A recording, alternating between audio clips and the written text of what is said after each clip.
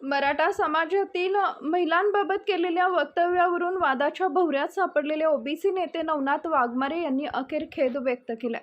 माझ्याकडून एक वेळा वक्तव्य केलं याचा मला खेद आहे. माझ्या राज्यातील भगिनींनी मला समजून घ्यावं आणि मला पदरात घ्यावं असं म्हणत वाघमारेंनी स्पष्टीकरण दिलंय. मात्र खेद व्यक्त करतानाच वाघमारेंनी आता थेट मनोज जरांगेंच्या माफीचा मुद्दा पुढे आणलाय. बावनकुळे यांच्यावर मनोज जरांगे यांनी केलेल्या टीकेवर प्रतिक्रिया देताना ओघात आपल्याकडून ते वक्तव्य झालं असं वाघमारे म्हणाले. पण सवाल असा, जर माझ्याकडून चूक झाली आणि मी खेद व्यक्त केला तर मग मनोज जरांगे यांनी यापूर्वी केलेल्या कथित आक्षेपार्ह वक्तव्यांबाबत माफी कधी मागणार? छगन भुजबळ, मुंडे बंधू भगिनी, मुख्यमंत्री आणि उपमुख्यमंत्री यांच्याबाबत झालेल्या कथित आक्षेपार्ह वक्तव्यावरून वाघमारेंनी जरांगेंना लक्ष्य केलंय. जरांगे यांनी माफी मागितली तर मी कानाला धरून माफी मागेन असं आवाहनच नवनाथ वाघमारेंनी दिलंय. म्हणजे एका बाजूला वाघमारेंचा खेद तर दुसऱ्या बाजूला जरांगेंच्या माफीचा सवाल. आता या आरोप प्रत्यारोपांच्या राजकारणात पुढचा डाव कोणाचा? मनोज जरांगे या आरोपांना काय उत्तर देणार आणि माफीचा हा सवाल खरंच निकाली निघणार का, हे पाहणं महत्त्वाचं ठरणार आहे. तुम्हाला काय वाटतं? चुकीच्या वक्तव्यावर खेद व्यक्त करणं पुरेसं आहे की प्रत्येक नेत्यानं आपल्या आक्षेपार्ह वक्तव्याबद्दल माफी मागायला हवी? तुमचं मत कमेंटमध्ये नक्की सांगा. गेल्या 2 दिवसापूर्वी पुण्यामध्ये प्रसार माध्यमांशी बोलताना आमचे कुठेतरी ओबीसी उपसमितीचे अध्यक्ष यांच्या वक्तव्याचा दाखला देऊन जे चंद्रशेखर बावनकुळे म्हणाले किंवा माझी पत्नी कुणबी समाजाची आहे, सून मराठा समाजाची आहे, मग हे बोलत असताना कुठेतरी मराठा समाजाच्या मुली तुम्ही सुना केल्याच्या नंतर ओबीसीचे प्रश्न मांडणार नाहीत का, ही त्यांच्यावर आगपाखड करण्याच्या नादामध्ये कुठेतरी राज्यातील मराठा मुलींच्या बाबतीत जे माझ्याकडून वक्तव्य गेलं ते वक्तव्य गेल्याच्या नंतर राज्यभर खरं तर मला आत्ताच माहिती झालं की कारण काल रविवार असल्यामुळे मला हे माहित नव्हतं आणि माझं वक्तव्य मी म्हणजे आता ऐकल्याच्या नंतर आणि महाराष्ट्रामधून ट्रोल होत असताना कुठेतरी ह्या वक्तव्याचा निषेध जास्तीत जास्त प्रमाणात होत असताना ह्या गोष्टी मला आता माहीत झाल्या. म्हणून मी आता समोर येऊन कुठेतरी ह्या खुलासा करण्यासाठी आलेलो आहे. आता माझं म्हणणं आहे की गेल्या 2-3 वर्षांपासून मनोज जरांगे हे छत्रपती शिवरायांच्या पुतळ्याखाली बसून ज्याप्रमाणे आमच्या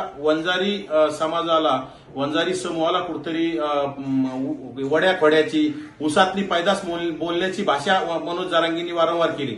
आमच्या धनगर समाजाच्या याच्यात लाकडं घालण्याची भाषा केली. आमच्या ओबीसीचे ज्येष्ठ मंत्री नामदार छगनरावजी भुजबळ साहेब यांची आईमाई काढण्याचं काम केलं. अनेक मंत्र्यांना कचाकच घोडे लावू अशी भाषा वापरण्याचं काम केलं. मुख्यमंत्री महोदयांची आई पत्नीवर अस्लास्य भाषेत टिप्पणी करण्याचं काम केलं आणि मुंडे बंधू भगिनीविषयी नेहमी सातत्यानं अस्लास्य भाषेत शिवीगाळ करणारे मनोज जरांगे ते छत्रपती शिवरायांच्या पुतळ्याखाली बसून आणि विशेषतः मनोज जरांगेचं आंदोलन सुरू असताना मराठा समाजातल्या एका तरुणीनं आम्ही आरक्षण मागतोय, देवेंद्र फडणवीसांची पत्नी मागत नाही, ही भाषा केलेली चालते का? विशेषतः आता चंद्रशेखरजी बावनकुळे आमच्या ओबीसी उपसमितीचे अध्यक्ष यांच्या आईनं त्यांना गरम दूध पाजल्यामुळं कुठेतरी त्यांचे होठ मोठे झालेत. मग मनोज जरांगे आणि या खरं तर मराठा सेवक असतील आणि ट्रोलर्सला माझं विनंती आहे की कुणाच्या आईच्या उदरातून गरम दूध येतंय का हे मनोज जरांगेंनी सांगितलं पाहिजे आणि ट्रोलर्सनी बी सांगितलं पाहिजे. आणि आज मनोज जरांगे कुठेतरी गॅलेक्सी हॉस्पिटलवरून बोलताना माझ्या बाबतीत सुद्धा ओढ्या खोड्याची पैदास म्हणून गेले. मग मनोज जरांगे कशाची पैदास आहे? ओढ्या खोड्याची आहे का गटाराची पैदास आहे? हे मनोज जरांगेंनी बी स्पष्ट केलं पाहिजे. कारण मी जरी माझ्याकडून एक वेळा वक्तव्य गेलं त्याबद्दल मी खेद व्यक्त करतोय. माझ्या माता माऊल्यांचा अवमान होत असेल तर आम्ही कधी कानाला धरून माफी येणाऱ्या काळात मागू. परंतु गेल्या 3 वर्षापासून मनोज जरांगे आमच्या वंजारी समाजाला विषयी गलिच्छ भाषेत बोलले, आमच्या माळी समाजाविषयी बोलले, आमच्या धनगर समाजाविषयी बोलले, आमच्या राज्याचे प्रमुख मुख्यमंत्री महोदयांच्या कुटुंबाविषयी बोलले, ओबीसी उपसमितीचे अध्यक्ष चंद्रशेखर बावनकुळे यांच्याविषयी बोलले, उपमुख्यमंत्री एकनाथ शिंदे आणि मुख्यमंत्र्यांचे वडील काढण्याची भाषा केली. मग त्यावेळी मनोज जरांगेला आपण कधी जाब विचारणार आहात? मनोज जरांगेकडून कधी माफी मागणार आहात? हा सुद्धा माझा राज्यातील ट्रोलर्स, मनोज जरांगे समर्थक आणि विशेषतः राज्यातील माझ्या भगिनी, शिवकन्या, जेवढ्या महाराष्ट्रातल्या शिवकन्या आहेत जे मला प्रश्न विचारतात त्यांना माझा प्रश्न आहे. आणि कालपासून म्हणजे आज पाहिलं मी, मला काही लोकांनी सांगितलं की माझ्या मुलीला कुठेतरी त्यामध्ये फोटो व्हायरल करून ट्रोल करण्याचा प्रयत्न केला जातोय.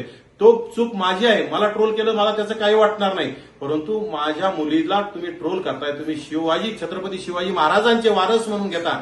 अरे, आणि तुम्ही जर असं मुलींच्या बाबतीत जर असे फोटो व्हायरल करून करत असताल तर मग मनोज जरांगेच्या बाबतीत तुम्ही कसे शांत आहात? मनोज जरांगेकडून कधी तुम्ही फुले शाहू आंबेडकरांच्या विचाराच्या आहात, शिवाजी महाराजांच्या विचाराच्या आहात म्हणून घेता, मग मनोज जरांगेकडून कधी माफी मागून घेता?